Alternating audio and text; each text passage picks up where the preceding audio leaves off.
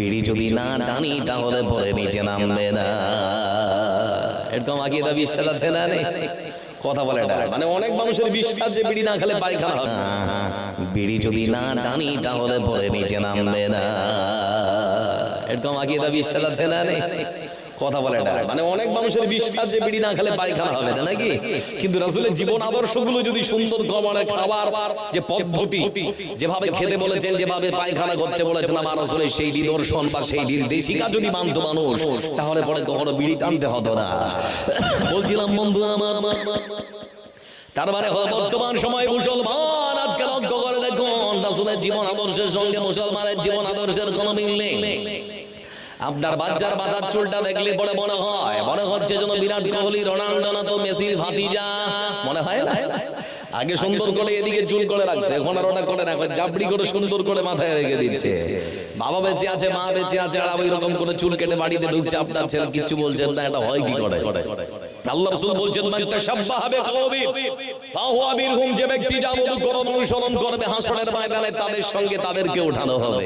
তো ভাই বলা তো জান্নাতে যাবে না, জান্নাতের সুঘ্রাণ পাবে না। আপনার ছেলেটা ওরকম করে চুল কাটছে, আপনি কিছু বলবেন না? মানে আপনার মালদা থেকে কালিয়াচক, আপনাদের এই গ্রামের ধরেরই একটা উদাহরণ স্বরূপ কথা বলছি। একজন মহিলা মানে মালদা থেকে আপনাদের কালিয়াচকে আসছে, তো একটা স্টেট বাসে উঠেছে, প্রচন্ড গরম, এখনকার প্রচন্ড গরমের সময়। তো একটা স্টেট বাসে উঠেছে, বেচারি জায়গা পায়নি, ওখানে মানে বসার জায়গা নেই, যেখানে সিট আছে মানুষগুলো বসে আছে ওখানে দাঁড়িয়ে আছে, সাথে 5 বছরের একটা ছোট্ট বাচ্চা। তো ছোট্ট বাচ্চাটাকে কাঁধে করে মা দিয়ে আছে। তো ছোট্ট বাচ্চাটা ওদিকে বুক করে মানে তাকাচ্ছে সিটের মধ্যে, যে বসে আছে যে লোকটা, তার মাথার চুলের ডিজাইন আবার আলাদা, ও আবার সুন্দর করে মাঝখানের চুলটাকে চেঁচে ফেলে দিয়েছে। তো ওই ছোট্ট বাচ্চাটা তখন ওর মাকে বলছে, মা দেখো না। বলে কি রে? বলে এই লোকটা আবার কত সুন্দর করে চুলের ডিজাইন করে কেটেছে। তো ছোট্ট বাচ্চার কথা শুনে মা আবার মুড়ি ঘুরাবে, তো ঘুরাতে পারছে না, মানে ভিড়ে ঠাসা বাস ঘোরাতে পারছে না। তো মা বারবার করে বলছে কোনটা? তো বলে মা এই যে এইটা। ছোট বাচ্চার হাতটাও ছোট, তো যাচ্ছে না মাথা পর্যন্ত। তো মা দেখতে যখন পাচ্ছে না, তো পাটা মাথার কাছে ঝুঁকছিল আর কি। হাত যখন গেল না ছোট বাচ্চা, তখন পা দিয়ে মার হুড়া মাথায়, বলে এই যে এটা। মাথায় টাওয়ার থাকবে, টাওয়ার চলে গেছে। আপনাদের ভলেন্টিয়ার যারা আছেন, আপনারা নিজের দায়িত্ব পালন করুন। মা বোন আপনাদেরকে অনুরোধ করছি, আপনার গ্রামের আর যারা মা বোন দাঁড়িয়ে আছেন ওদেরকে বসার সুযোগ করে দিন, জায়গা ছেড়ে দিন, আর না হলে একটু সামনে চেপে বসুন। আমি তো দেখতে পাচ্ছি না কেমন পরিবেশে আছেন আপনারা। যারা ভলেন্টিয়ার দায়িত্বে আছেন ভাই আমার, সকলকে অনুরোধ করছি অন্তত একটু যাওয়ার চেষ্টা করুন। তো বন্ধুরা বলছিলাম, সেই মা মানে যখন দেখতে পাচ্ছে না, পা দিয়ে যখন হুড়া মেরেছে, মাথার টাওয়ার পালিয়ে গেছে, ওই তখন লোকটা চিৎকার করছে, এই চড়ে পাকা ছেলে কোথাকার, আমি কি তোর বাবার টাকা দিয়ে চুলের ডিজাইন করেছি নাকি? আর এদিকে আপনাদের এখানকার মেয়ে লোক, মানে বুঝতে পারছেন টাকা নাকি তো মেয়ে লোক, ও তখন বলছে গোলামের বেটা, আমার বাচ্চাটা না হয় ছোট, এই চড়ে পাকা বলতে হবে নাকি? মানে এরকম চিৎকার চেঁচামেচি আর কি। গরমে ঠাসা বাস, মানুষ ঘেমে আছে, পেছন দিক থেকে চিৎকার করে বলছে, সামনে কি হয়েছে বে? বলে বলিস না, এখন টাক মাথা নিয়ে ঝগড়া চলছে নাকি? এখন বলিস না, ডিজাইন করা চুলওয়ালা নিয়ে ঝগড়া চলছে। রাসূলের আদর্শ নেই যেখানে ঝগড়াঝাঁটি সেখানে। আমি আমার মানে চলমান জীবনে অনেক কিছু জায়গা, অনেক অনুভূতি বা অনেক রকম মানে সম্মুখীন হতে অনেক জিনিসের। আমাদের পশ্চিম বাংলার একখানা জেলা আছে, হাওড়া জেলা, নাম শুনেছেন তো? হাওড়া জেলার উলুবেড়িয়া বলে একখানা জায়গা আছে, ওখানে যাচ্ছে কিনা তো আওয়াজটা একদম খুব মানে ভেঙে যাচ্ছে আওয়াজটা। আমি দেখছি চারিদিকে, মানে চারিদিকে ই করে দেখলাম। তো হাওড়া উলুবেড়িয়া যখন আমরা প্রবেশ করছি, আমি আর আমার হুজুর, আপনারা যদি ইয়াসিন ভাইকে দেখছেন, ওনার বাবা শাওকাত সাহেব, আমি ওনার ছাত্র, উনি আমার শিক্ষক, তো দুজনে আমরা যাচ্ছি। তো যেতে যখন উলুবেড়িয়া স্টেশনের কাছে এসেছি, তো আমাকে বলছে আব্দুল জব্বার, কি করে এরা যে এবার আমার ডেট দিল আমি তো বুঝতে পারছি না। আমি তখন বলছি হুজুর কিছু হয়েছিল? বলে হ্যাঁ। আমাকে স্টেজে নিয়ে আসলো, সভাপতি সাহেব আমার নাম ঘোষণা করলেন, তো আমি মনে মনে ভাবলাম এখন আমাকে দিবে, তো আমি আমার জায়গা ছেড়ে আমি আমার সিটে এসে বসলাম। তো যেই বসেছি সভাপতি সাহেব পেছন দিক থেকে টেনে আবার আমাকে জায়গায় বসিয়ে দিয়েছে। তো আমি জিজ্ঞেস করলাম ব্যাপার কি? তো বলে আমরা একটা কাওয়ালিওয়ালা নিয়ে এসেছি, ও একটা কাওয়ালি গাইবে, তারপরে আপনার পালা। কাওয়ালি বুঝতে পারছেন তো নাকি? কালিয়াচকের মানুষ ভালো বুঝে। তো কাওয়ালিওয়ালা তখন মাইক্রোফোন হাতে নিয়ে কাওয়ালি গাইছে, জিসকে সিনে মে ইশকে রাসূল নেহি উসকা ঈমান নেহি। মানে যার অন্তরে রাসূলের ভালোবাসা নেই, যার ঈমান নেই। কিন্তু লম্বাটানে হুজুর বসে আছে এখানে এরকম করে, জিসকে সিনে মে ইশকে রাসূল নেহি উসকা ঈমান নেহি।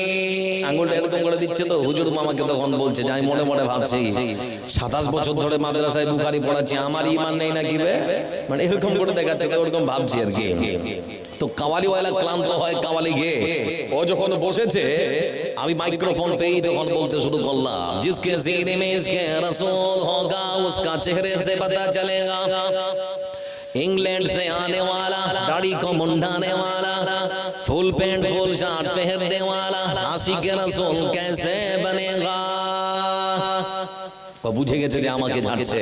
ও তখন বলছে हम खाना नहीं खाएगा, हम अभी चला जाएगा, हमारा बेइज्जती हो गया। তা আমি তখন মনে মনে ভাবছি যে বেটা তুমি আশিকের রাসূল দেখাচ্ছ, সাপা চাট, বুকে দাড়ি নেই, ফুল প্যান্ট ফুল শার্ট, দেখে মনে হচ্ছে যেন ইংল্যান্ড থেকে এসেছো। মানে কানাকে হাইকোর্ট দেখাচ্ছে। সমাজের অনেক চাচা আছে, বলুন নামাজ পড়ুন না। চাচা আবার বলে নামাজ না পড়তে পারি ঈমান ঠিক আছে, বলে না। আর রাসূলের হাদিস হচ্ছে লা দীন লিল্লাহ সালাতু লাহু, যার কাছে নামাজ নেই তার কাছে দিন ধর্ম বলে কিচ্ছু থাকতে পারে না। আপনি তাহলে ঈমানদার হলেন কি করে? মরে দেখুন না কবরটা কি জিনিস, তারপরে না বোঝা যাবে। মরে দেখুন না কবরটা কি জিনিস, তারপরে না বোঝা যাবে। এজন্য বলছিলাম যুবক রাসূলের আদর্শের সঙ্গে আমাদের জীবন আদর্শের কোনো মিল নেই। এজন্য তোমার মতো যুবক যারা আমাকে ফোন দিয়ে বলে হুজুর লাল মাল খাওয়া যাবে না, ওটা বিয়ার খাওয়া যাবে না, আপনাদের পার্শ্ববর্তী আমবাগানে বিয়ারের বোতলগুলো পড়ে আছে, ওগুলো হিন্দু খেতে এসেছিল নাকি? ওগুলো মুসলমানের ছেলেরাই খায়, খায় না? খায় না। আশ্চর্য, যেখানে মাটি দিতে যায় কবরস্থানের পার্শ্ববর্তী জায়গাটাও দেখছি সেখানেও বিয়ারের বোতল পড়ে আছে। কবরস্থানের কাছে গিয়েও কোনো ভয় রে ভাই বন্ধু, বিশেষ করে যুব সমাজকে বলছি নিজের জীবনটাকে ধ্বংসের দিকে ঠেলে দিও না। কি খাচ্ছ তুমি? ভয় লাগে না?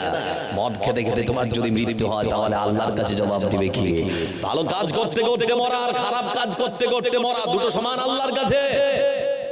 কোরআন পড়তে পড়তে একজন বলল, আর একজন গান গাইতে গাইতে বলল, আল্লাহর কাছে দুটো কখনো সমান হতে পারে না।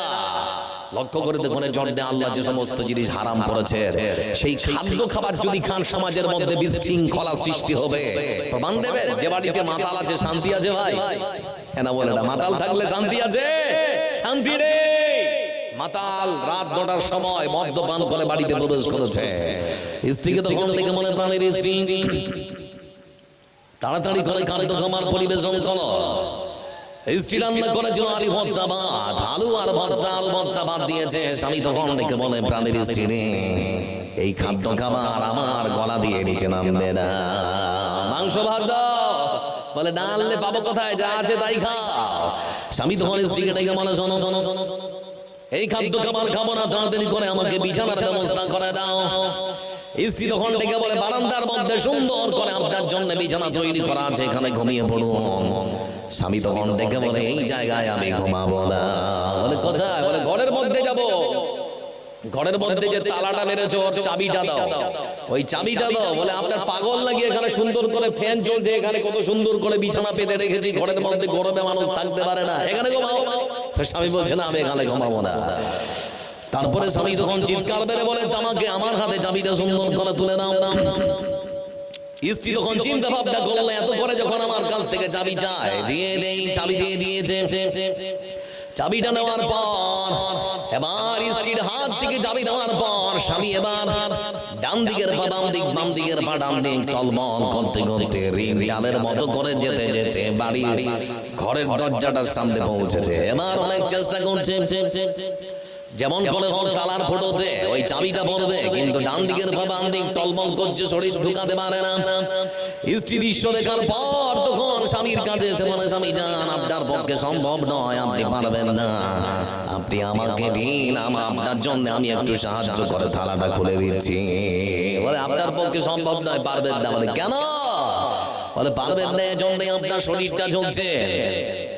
আপনার শরীরটা ঝুঁকছে, সেজন্য আপনি পারবেন না।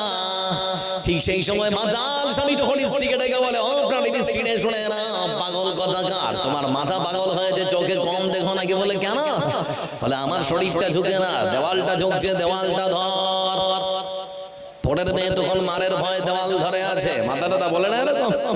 তো পরের মেয়ে মারের ভয় তখন দেওয়াল ধরে আছে। শত চেষ্টা করার পরেও যখন মাতাল স্বামী তালার ফুটোতে চাবি পড়তে পারল না, টলমল করতে করতে করতে করতে শেষ পর্যায়ে বারান্দা থেকে উল্টে একেবারে আঙিনায় পড়ে গেছে।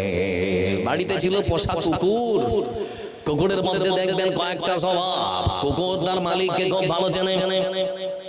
কুকুরের মধ্যে দ্বিতীয় গুণ হলো, বন্ধু আমার, মালিকের বিনা অনুমতিতে কুকুর কখনো খাদ্য খাবারে মুখ দেবে না। কুকুরের মধ্যে তৃতীয় নাম্বার গুণ হলো, কুকুর যেখানে সেখানে ডেলিভারি মানে পেশাব করে না, নাকি? পেশাব করার আগে অন্তত জায়গাটা ভালো করে এক্সাম করবে, পরীক্ষা করবে, গবেষণা করবে যে আমার পেশাব করার উপযুক্ত জায়গা কিনা। অনেক যখন নিজের যখন মনে হবে সেটা আমার উপযুক্ত জায়গা, তারপরেই ডেলিভারি দেবে, তার আগে নয়।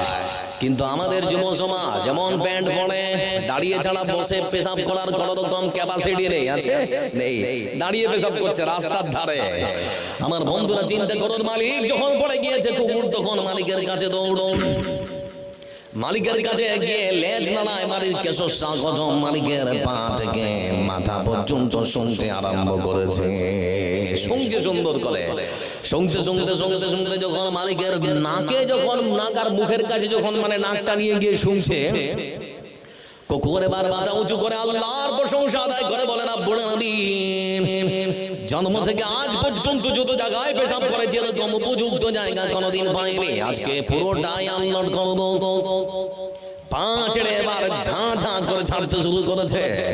আর মাতাল স্বামী ঢক ঢক ঢক ঢক করে খায়। স্ত্রী তখন এসে বলে, প্রাণের স্বামী যান, কি ব্যাপার? শেষ পর্যন্ত বাড়ির কুকুরের পেশাব, শেষ পর্যন্ত বাড়ির কুকুরের পেশাব খাওয়া হচ্ছে।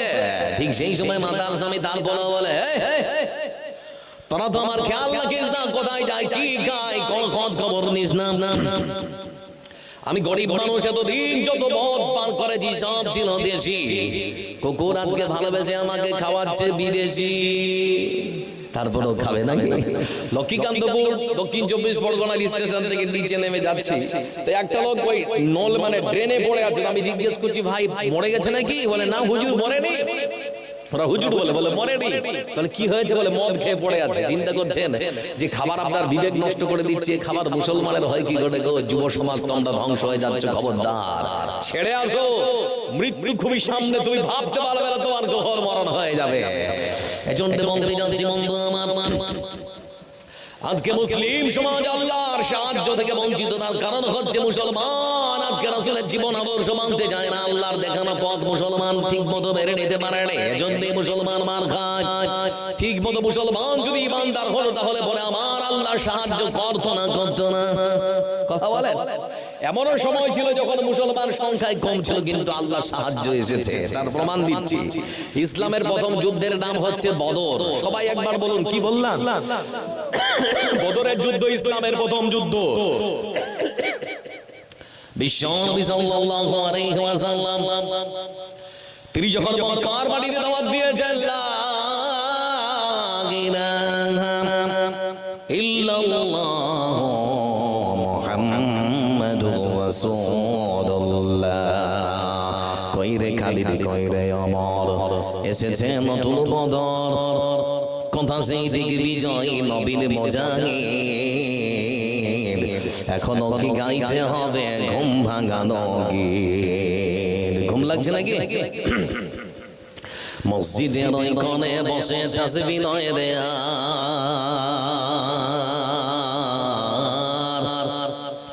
তোর হাতে এখন মানাই শুধু ঝকঝকে তলোয়ার। ওই জালিমের গর্দান নিতে, ওই জালিমের গর্দান নিতে আয় রে মুজাহিদ, এখনো কি গাইতে হবে ঘুম ভাঙানো গীত? এখনো কি গাইতে হবে ঘুম ভাঙানো গীত? লিল্লাহে তাকবীর, নারায়ে তাকবীর। লক্ষ্য করে দেখুন বন্ধু আমার, ইসলামের প্রথম যুদ্ধের নাম হচ্ছে বদর। বিশ্বনবী সাল্লাল্লাহু আলাইহি ওয়াসাল্লাম তিনি যখন মক্কার মাটিতে ঘোষণা করলেন আল্লাহ এক, আল্লাহ কজন, সবাই বলে আল্লাহ কজন, সর্বশক্তিমান যিনি, তিনি কে? জীবনের মালিক, মরণের মালিক, সন্তান দেওয়ার ক্ষমতা আছে কার? সন্তান দিতে পারেন যিনি, তিনি কে? আমার বন্ধুরা লক্ষ্য করে দেখুন, 2 বছর 4 বছর বিয়ে হওয়ার পর সন্তান